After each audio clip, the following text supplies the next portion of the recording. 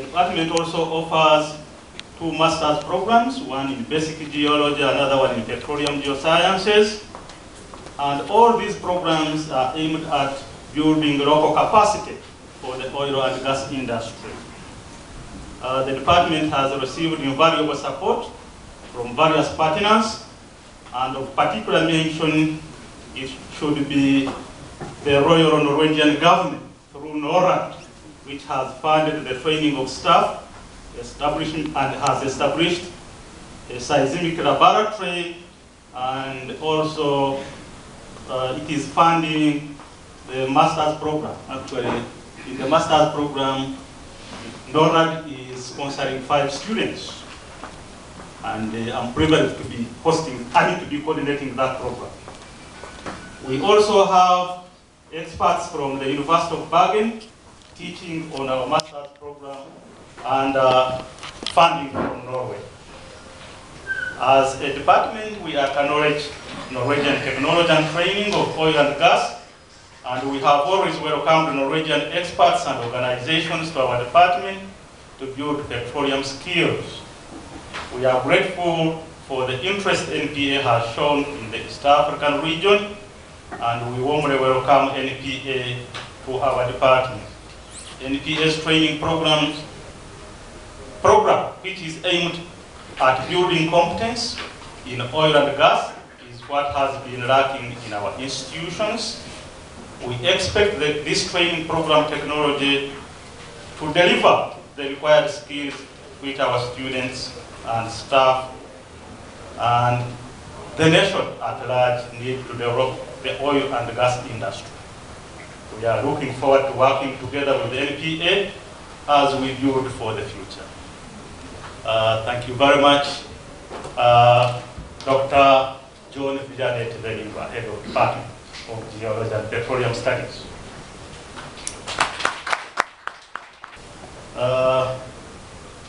I think next I will ask Mr. Nenga, the NPA representative, to invite our guest speaker to deliver his presentation. So that the knowledge in 7 departments was shared. Our mission is to improve these various books, online programs, so that they are at all time, that's what we're trying to emulate, all time are updated, and that is one of the good things about online products. It's easy, quick to update. The whole idea is to ensure in-depth knowledge of the entire process. That's a key word in this one, the entire process. There are so many industry players taking part in this industry that you need a whole understanding of everything. We believe the Norwegian model is based on education. Sharing knowledge, gaining knowledge is the way to success. In Norway, we are the leader of the training towards educational programs and deliveries would be private. We have some universities, we have colleges, and we have vocational training. All of this is needed in this industry, and it's very important also for vocational training and have a full understanding of the whole industry and the needs of that. The modules we have covers approximately 2 years of full-time education. That doesn't mean that you have to use 2 years. You can pick and choose. It's not a complete study if you don't want it. In Norway, it is a complete study. You have to follow all the subjects that they are for 2 years. And after that, you're an engineer. If you have the right background. I think we'll just, this one, it's on unclear, so I think we will do this one. The main usage of this program outside of Norway is transferring professional transfer program for transferring knowledge from one profession to the other. So if you're a physicist or a chemist, you need to speak and understand the language and the problems and understand the complexity that the geologists need, as well as the economists need. Why is it so expensive? Why are things so large? Why are they hard to get? The professional training program here, designed for East Africa, does require that you already have the degree, some knowledge already. And I think that's what we talked about in East Africa and in this country in particular, is the capacity there. You need the capacity of knowledgeable people quickly. And of course, universities are a key thing into that, but it takes time. And you don't have the capacity to build thousands of workers that you will need in this industry. And I'm not talking about the industry, not the oil companies as such, the whole industry, which means thousands of local workers are needed if you have the required skills. And hopefully, these courses, these subjects, will give you some of the skills that are required. But you don't need, everybody doesn't need all the subjects. They need some. We have, in this region, we have a training in Algeria, a trainee program running for 9 months. In Angola, it's an ongoing project with a training partner called RKK. It's a government-sponsored program. We have a private program going on in Nigeria. It's been running now for 1.5 years. Bolivia, we have a ministry program where we actually have a separate training program for ministry bureaucrats that needs to understand how this business works. And usually a lot of the people coming out from universities, they get work in the ministries after a while. And then you need to know when giving some advice about this industry, you need to know about the engineering problems, the capacities, the economical impacts, the environmental impacts, everything that is of this industry. And you don't need to know all the aspects, not the details. You're not going to be a specialist in everything. But what you need to know is that you have the ability to say, there is something wrong here, or can this be improved?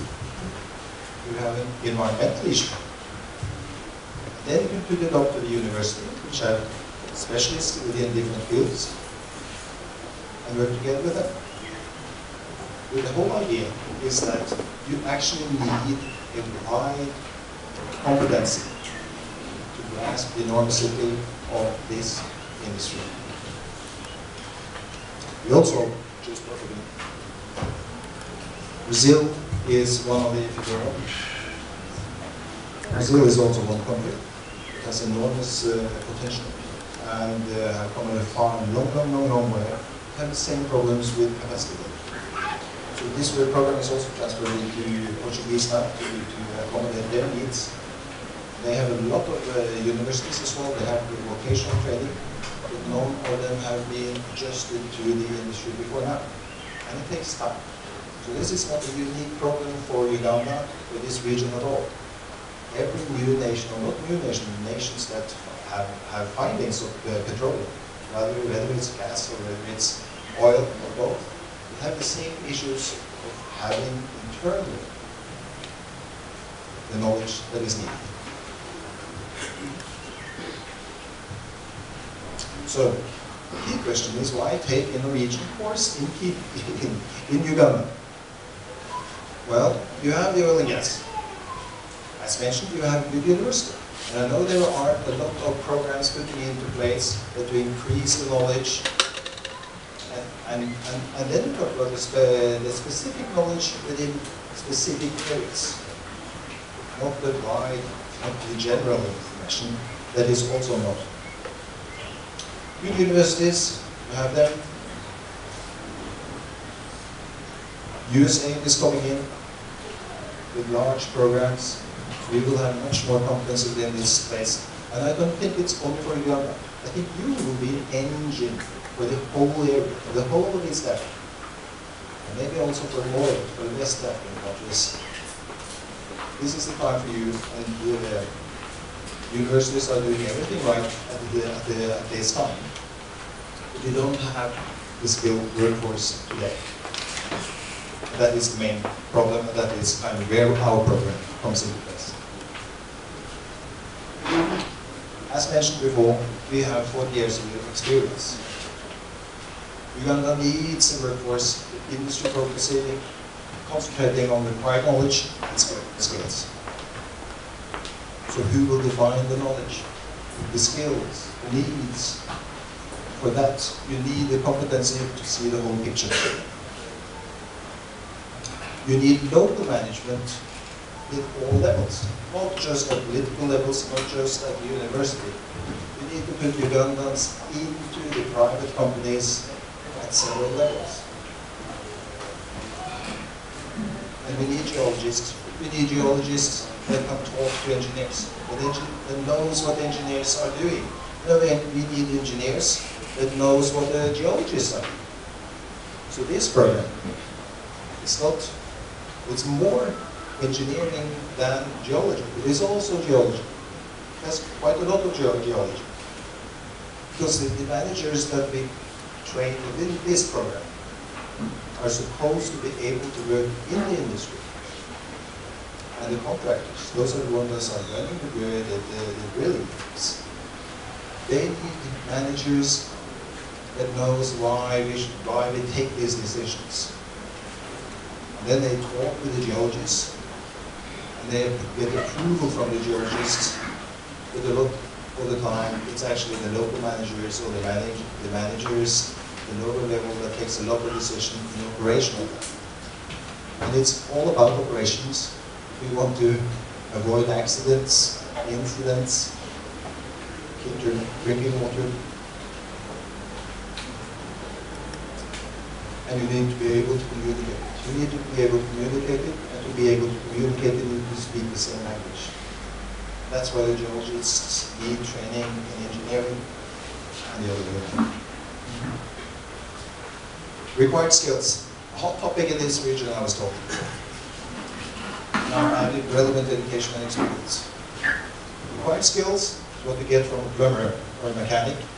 They know how to do their job. And I think that's very important. Can they plan, calculate the pressure, dimensions, corrosion, and the economic impacts various solutions will have? Risk analysis, maintenance, growth rate, infrastructure cost. Well, you need solid education to see the whole picture, but you decide what are the required skills. And of course, you are dependent on foreign companies coming in. You're dependent today on other governmental ministries like Norwegian coming in to give you advice. It's your decision. And I think that's the main thing as well. We're not talking about the, as I said, the operating companies. A lot of geologists will be. A lot of the engineers will not be. They will be in the service industry. The service industry is the one that will be giving jobs to the local communities. They are the ones that are building families. Not the ministry, not the university, all the service industries. The one producing food, the one delivering stuff, hopefully making equipment local. That is the important thing. To make equipment locally, it needs to be a certain standard. To have a certain standard, you need a good education, and you need to know why you take all of these products and make them as you do. That you need local managers with a solid background. The Norwegian group is based on knowledge and education. It was not a popular thing 40 years ago. It was not required 40 years ago when the American companies came to Norway or started operating in the UK. At that time, what they required is a strong back. And the Africans have strong backs. They also have strong minds, strong heads. And those are the important things. We had some large accidents offshore which ended up with requiring solid knowledge even to be allowed to work offshore. And that was defined as a education. 2 years minimum education as a Norwegian if you want to work offshore. It's not as risky when you have it onshore. You have a lot of risks anyway with regards to the environment.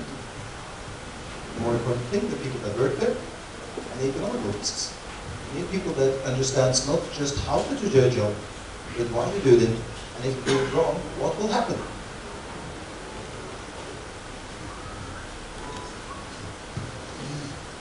What we deliver is merely a tool. It's not the solution. It's not the solution at all. The solution is a combination of 1,000 small things. The most important thing is your brains, your heads, your mindset, and the willingness to do the right thing. So this learning tool will not in any way compete with universities or vocational schools. It's an addition. It's in addition that we will have, because this is mainly for, I will show you later. But one of the major differences is actually the applied focus. We try to show you the theory about it, along it, and then we try to show you the solutions that are put in place today. There may be different ways of doing it, but you will see how they do the casing, not just where they do the casing, what dimensions, what are the usual dimensions, what drill includes, when, why, which one is the more expensive, why do we use it, why do we try not to use it, what will be the environmental impacts of using a heavy one, how do we contain it, not all that stuff. But applied, it's still just online.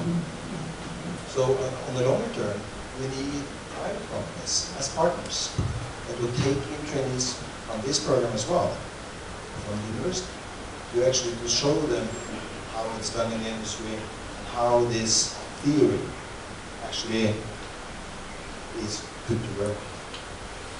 Because that is just as important. And all you guys will have different jobs.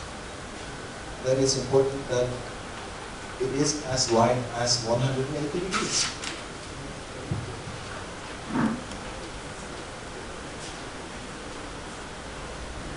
I started with this saying that it was made on the specifications of the Ministry of Education, and it's changed. It changes every second year. It's updated according to the requirements in Norway. So that means that a lot of things that happen now on subsea, which is not relevant for the time being, but most likely in a relatively short time period, maybe like 10 years.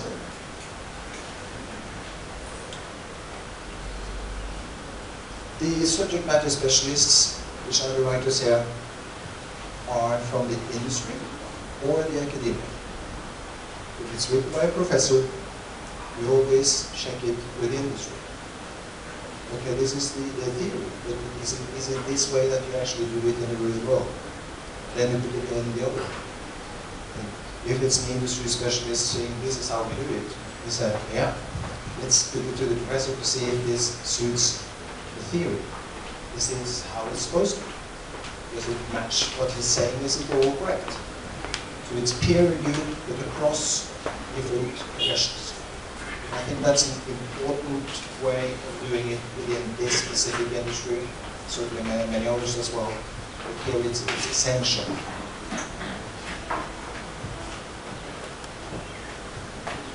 So who should attend it? Anyone that works in the petroleum industry with some technical background. That is preferred. There are a lot of people that have no technical backgrounds that are taking separate subjects. That could be financial guys we have. In the UK, we have a lot of financial guys taking the courses right now. We have lawyers taking the courses. We have people coming with the NPAs taking the courses. And why? Because these are technical courses. Well, they need to understand. They need to understand what are the risks, what are the potential if someone is going to invest in a service provider in oil company. Why? And at that time, that's why these guys actually take some of the subjects. They don't take the whole thing. Some of our best students are not technical. It's because they're unique about it. Actually, so some people grasp it very quickly, and they're very intent on understanding exactly the things that are matters to them. And I think if you have an engineering background, it will be much easier. It should be, and it ought to be. And I think the geologists, they really have to work very hard and try to work much closer with the engineers than what we've done up to now. Petroleum engineering, petroleum geology goes hand in hand. We always work in group. And I think that's the ability to have some of the same background theoretically as well. It will give an immense difference in how you can put the project forward. If you aspire to be a manager, as I said, the most important thing for you is not to have all the CEOs, it's actually to have managers that can tell other people who want to build skills, what they're going to do, why they're going to do it, and understand why they are doing it. That's what managers do. If you're a trainee, this education part of it is also used for trainees in, for example, Statoil, Seadrill, PG Group is using it, some of the subjects, because they want, one of them is actually well intervention group of PG, and the whole point is that they need to understand. They need to understand what am I doing within this, what is my role. And I think that the whole picture, again, it's very important. And if you have to take a decision of people and equipment, the equipment can cost millions of dollars. Then you need to know what you're doing. You need to know where to store it, when to order it, to have the capacity, when to produce it, where to produce it, and why you produce it there. Some of the schools and ministries we work with, we have a training program going on in Bolivia. In Bolivia, it's actually the ministry building the training. It's much of the same. It's a downsized program, but it's much of the same concept. That is that they are, in the ministry, going to decide what is a good solution to develop a well trajectory, a rig site. They need to understand some of the business. They need to understand how big is this going to be, how many trucks are we going to have, how much water do you need. That's why they have this ministry education program going on in Bolivia. University of Stavanger use some of the subjects. University of Oslo use some of the subjects. Then we have a couple of training providers, private ones, giving it in India, excellent universities, but they do not have applied knowledge. The geologists that come out of the University of in India, Lien and other companies, it takes them 16 months with internal training because they have no applied knowledge at all. They have excellent geology, the original geology, basic geology, but they have no applied knowledge. That's not been put into the university system at all. So that also shows that in a developing country like India as well, the applied knowledge is very sought out. RKK have been doing training, building vocational schools and training in Angola for 5 or 6 years now. Seadrill is a rig contractor, owning 150 or so offshore rigs. They have something called Seadrill Academy, where the most eager of their employees can take these courses to improve their skills and move upwards in the grades. So it's proved to be a true pusher within this program as well.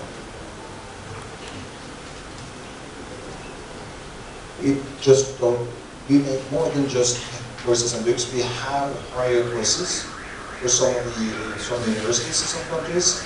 Some of our subject matter experts are industry experts and are sought after.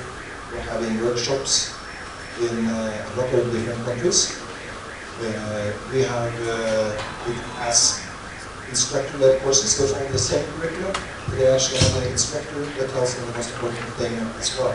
Great focus, and so on.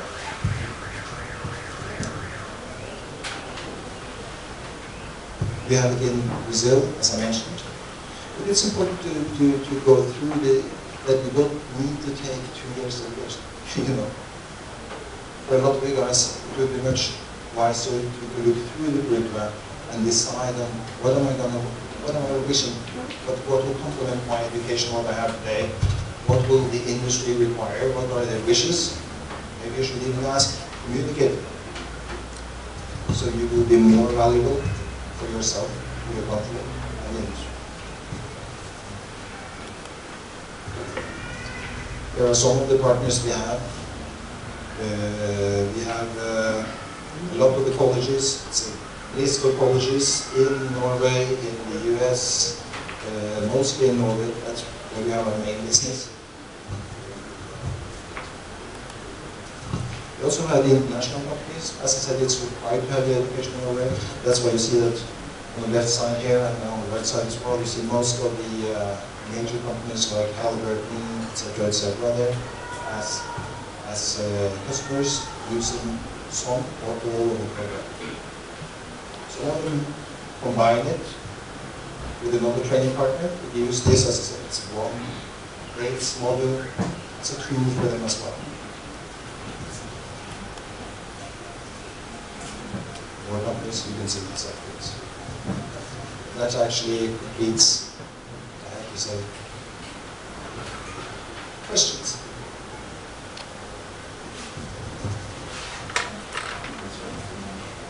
Yes.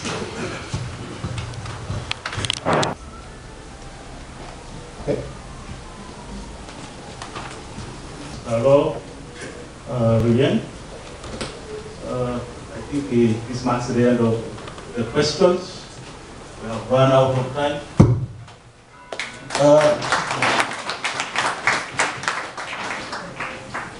I think all in all, what he has emphasized is multidisciplinarity in the oil and gas sector, and all disciplines work together. Mr. Nyenga, thank you very much for the initiative of trying to bring the Norwegian Petroleum Academy to come and operate in our country. Although someone was concerned that you have first taken it to Kenya, we discovered oil and gas only this year. But I hope we shall also come on board. And we are willing to work together with you. I have been requested to introduce the following people. The first one is Mr. Yakalodega, representative from Sinuk.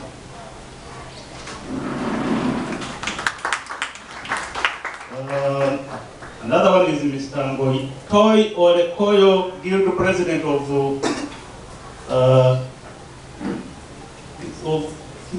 Guild President of where? Is it Kenyatta University? Kenya students here at Makerere, and representing the Kenyan High Commission. I've also been asked to introduce Mr. Henry Wasaj, a lecturer from Norwegian University. And Mr. Maderu Ezekiel, representative of Sphere Motors Limited. Mr. Maderu Marudu from Baker Hughes.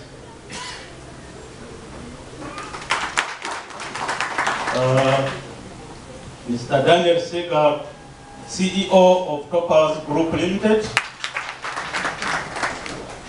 Mr. Michael Akatujuka from Uganda Industrial Research Institute.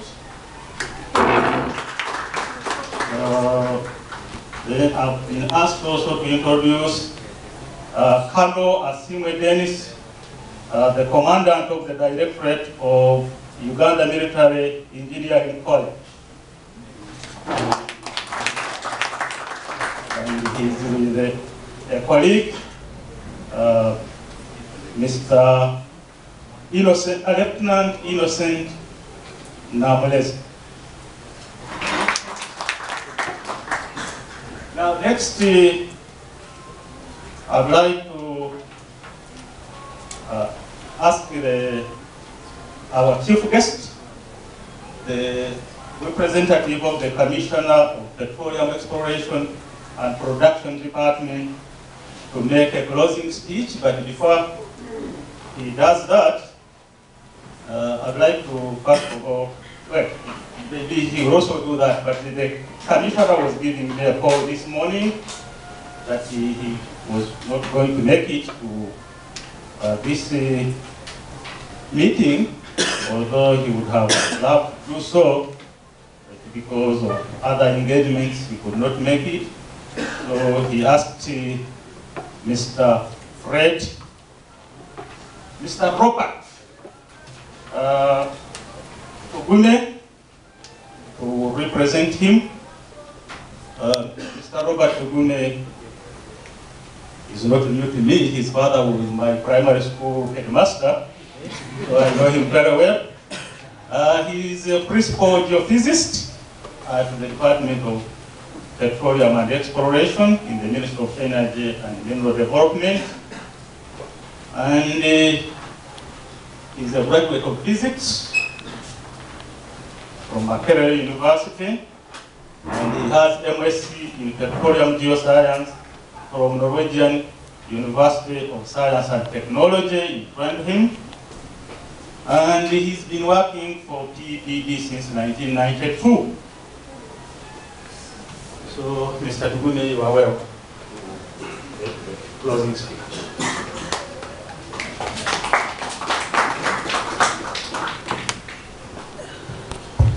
Yeah, thank you, MC, Professor Barfaiju. I would also like to thank the presenters and the people who asked so many brilliant questions. I think this lecture has been very lively. I also deliver apologies from my commissioner, as how the MC mentioned, he couldn't make it to this function, but I will deliver his speech. Also, in my company, I'm in company of my colleague from my office, Betty, but she came late. Please, Betty, if you could stand up for please. Yeah, she's in charge of capacity building and national content for the oil and gas in the Ministry of Energy. Also, MC and organizers, I wish to beg for a little more time to give a few more clarifications, which I felt I should give arising from some of the questions which were raised. Before I give the commissioner a speech.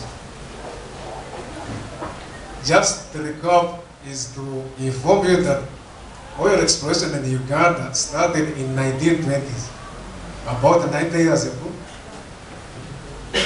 But due to some other problems facing the country at the time, there was no serious efforts until about 20 years ago. That's in the mid-1980s, when concerted efforts were put at the oil exploration, plus the attendant activities like formation of the laws and regulations. The first, actually, the running petroleum law was enacted in 1985. So it's a long story, and since then exploration started until 2006, when the first discovery was made in Albert in Britain.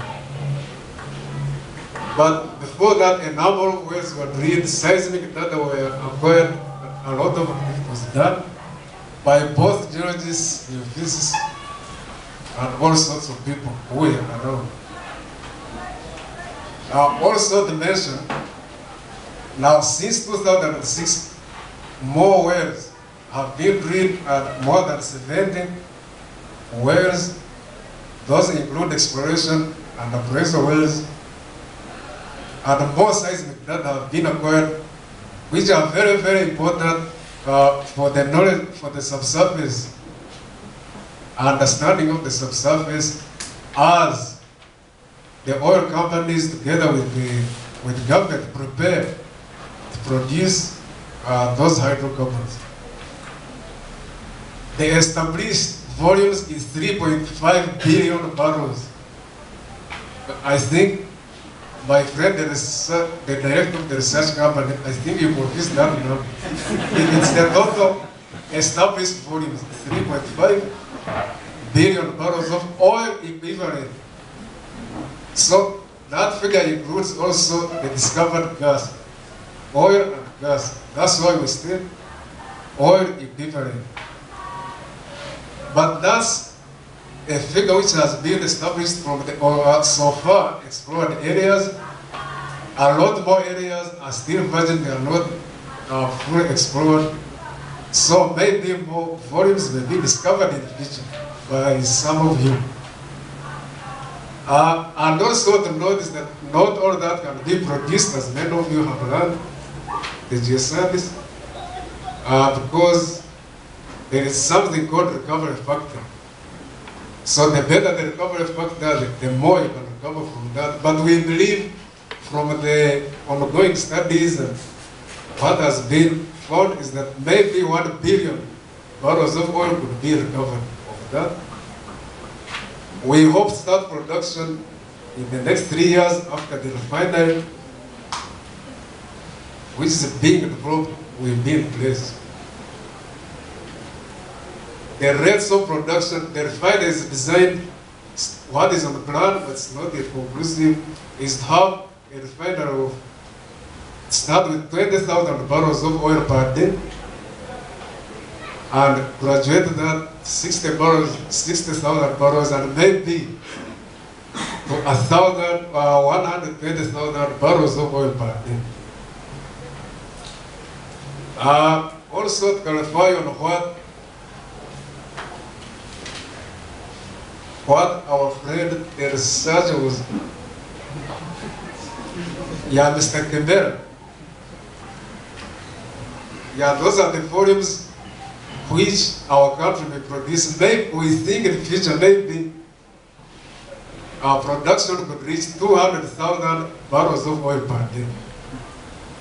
But oil-rich countries like Norway and Nigeria and maybe Angola, they measure their production. They have big size reserves. So there's in a couple of millions, 1.5 million. I think some of them 2 million barrels of oil per day. And the price of a barrel of oil today is about $100. Also, to mention that the oil and gas prices fluctuate. They have been fluctuating over time. Actually, when I was studying in Norway in the mid-90s, they were at their lowest. Maybe that's why actually many of the students that time were running away from geological and petroleum. I think that left a gap in manpower in the Norwegian industry. I just guess, because that time the barrel of oil was about $20 US. Then the gas was almost nothing. Even the lecturer, when we were doing our practicals, maybe gas in a project, you would suggest maybe throw it away. It was almost, or maybe reinject it, nice oil recovery, or just reinject it. Those were some of the options available at the time. But of late, gas infrastructure has been improved upon, and also gas now is valuable. Also coming to East Africa, you have heard about the recent discoveries in Kenya of oil. Tanzania has been producing gas for power stations for some time. Now, Kenya has also discovered oil of recent, and also it's worth mentioning that as East Africa Community Partner States, we have been working together for the oil exploration and development. All the 5 countries, Rwanda, Burundi, Kenya, Tanzania, and Uganda. We work in partnership to promote our areas and also for sustainable production and development. Now, also to mention that since after oil was discovered in 2008, government put up a national oil and gas policy, and among the main objectives of the policy was to support local capacity in terms of technical training and business in the sector. And this is one of the reasons actually we are here. It all came from the government policy. Ministry of Energy has been supporting over time, together with the Ministry of Education and other stakeholders, supporting the Department of Geology at Makerere University with the Petroleum Geoscience course, and also UPI Kechibu. May I now deliver the commissioner's speech.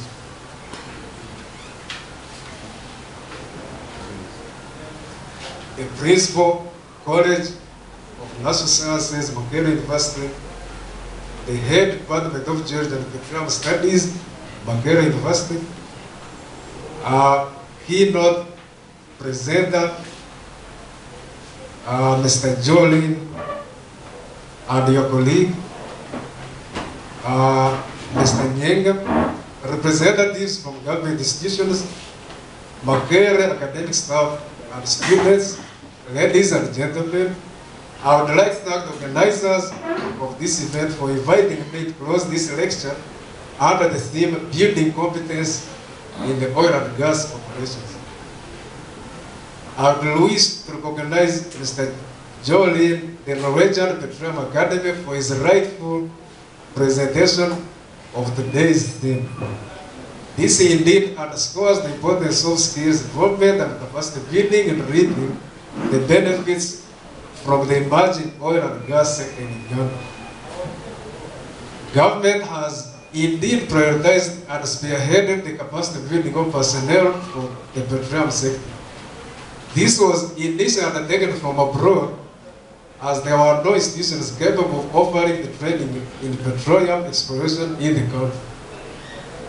The capacity building in earlier days enabled the country to register various achievements which subsequently led to the discovery of commercial oil and gas reserves in the country.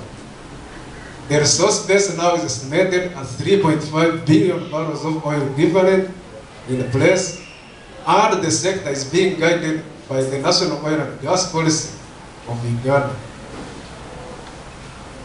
With the discovery and confirmation of commercial reserves of petroleum in Uganda, the country now is progressing from exploration and appraisal to development. This entails putting in place the required infrastructure and the need to determine the appropriate technologies for production to ensure optimum production. This is indeed a critical time for the country and a time for us as stakeholders to continue building the necessary competence to enable us to actively participate in the sector. Objective number 8 of our national oil and gas policy is to support the development and maintenance of national skills and expertise. Sustained capacity building efforts are therefore central to the achievement of this objective and successful development of the oil and gas sector. In the effort to develop and maintain national skills and expertise, government has supported Makerere University since 2007 to start training programs in Bachelor of Petroleum Science at the university. We are glad that the bachelor's program is in the 4th year and the master's program commenced this academic year. Allow me also to recognize the efforts of our private sector and development partners to contribute to this effort through offering scholarship opportunities for qualified Ugandans. In addition to these capacity building efforts, government is preparing to commission a comprehensive standard skills requirement for the entire petroleum value chain in the country. I must emphasize that in order for Ugandans to benefit from the opportunities in the oil and gas sector, both now and in the future, we must continue to invest in capacity building. Therefore, as the country progresses to the development phase, where the infrastructure, such as processing plants, pipelines, and a refinery support production, will be put in place, skills development will be critical in ensuring that the country has more qualified personnel participating in all levels and stages of the sector's development. In conclusion, I would like, before I conclude, MC and organizers, I forgot one point to mention, a clarification, like we have our friends here, Makerere, representative of Makerere, and another one. Now, for some of you, for clarification, these are some of the people who are called service providers. So in addition to exploration and production, you have all sorts of industries which come along with the mainstream oil and gas industry. These are some of the areas which Mr. Our guest presenter was mentioning during his talk. Remember, when you get his presentation, you'll see that it's not only the geoscience and the engineering which is involved in the sector. Many other attendant services come into place. And also, I must say, in my opinion, as Uganda, we are privileged to have now many of these service providers having their regional bases here in Kampala, like Makerere, Shombaje, and many others, Harry Patton. Because in the past, that was like a dream to have such powerful government service providers here. So we appreciate your presence here in Uganda and others. So in conclusion, I would like to conclude by reiterating the commitment of the Ministry of Energy and Mineral Development, supporting all our institutions of learning in their efforts to contribute to building competencies for the oil and gas sector. We will continue to open up the Albertine Graben for field work, provide internship opportunities for the students, and share some of the subsurface data from the Albertine Graben for use by the students.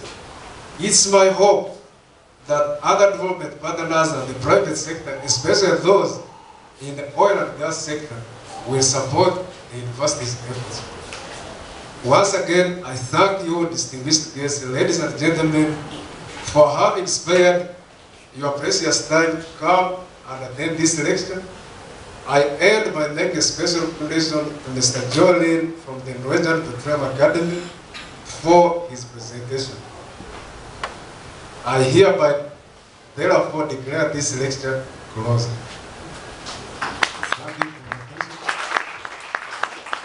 Thank you very much, Mr. Gune.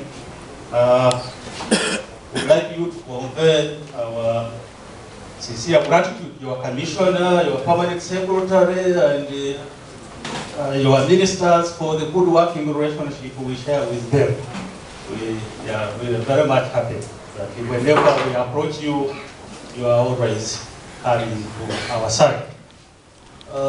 Before we conclude and go, maybe there are some in-house announcements which the NPA representative would like to make. Thank you.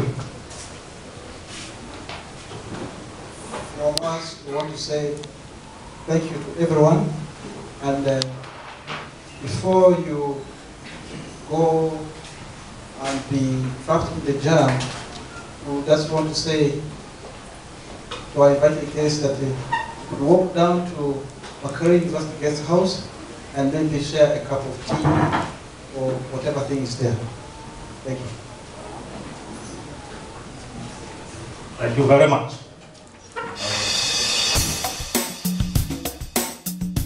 Hello and welcome to e-learning in offshore petroleum technology. This video gives you an overview of ILIAS, the environment in which the learning takes place. Simply go to elearning.vetbiten.no/NPA and enter your login data.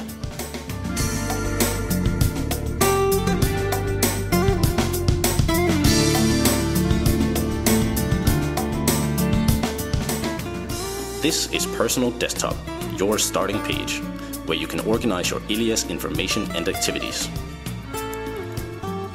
If you select My Courses and Groups in the Personal Desktop menu at the upper left corner of the screen, you will see all the courses and groups of which you are a member.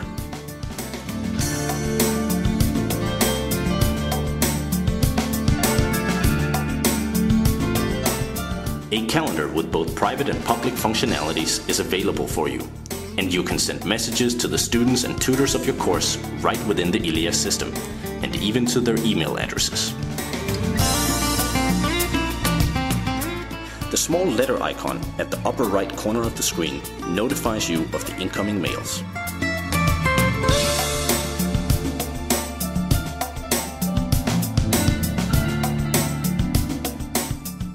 You can decide what information you want to publish for other ILIAS users to see. And because you got your password from the administrator, you should change it by yourself right here. Finally, if you select Overview from the menu, you will return to the opening page where you have all the tools necessary for your learning in one place.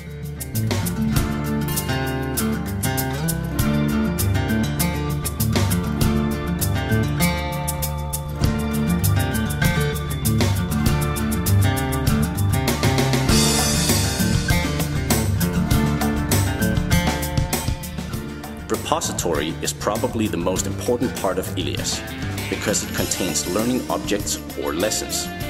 There are two types of lessons in ILIAS. This is how a typical e-lesson looks like. It consists of multiple slides. The text of the lesson is always on the left. The photos and videos will open on the right half of the slide, like this video on mud pumps.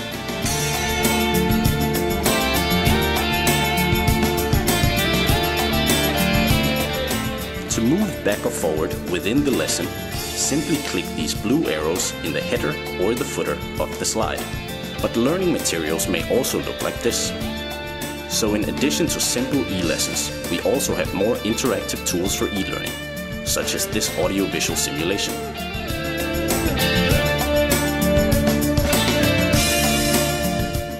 There are also tests or exams in ILIAS. Sometimes you have to pass the test to complete the course successfully, but the tests can also serve for the purpose of self-assessment. Normally, the tests consist of multiple choice questions. To submit your answer, you only have to click Next.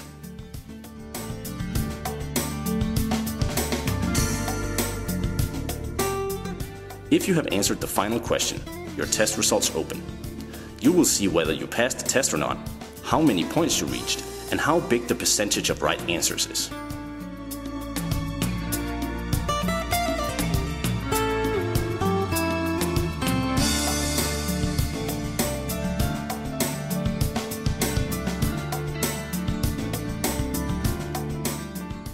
You can see your results for each question separately, and you can compare your answer with the right one.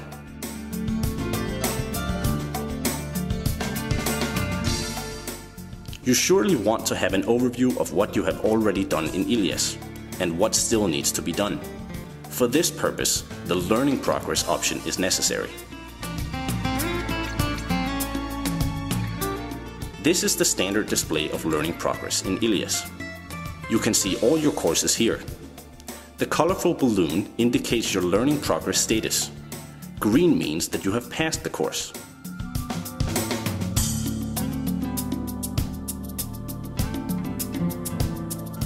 If you want to have a more detailed view of your learning progress, you can use the filter functionality.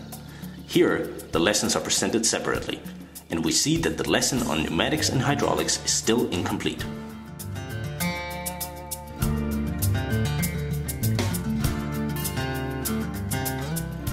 Finally, you will also find your test results here, and all these results are also visible to your tutors. Have a pleasant learning experience.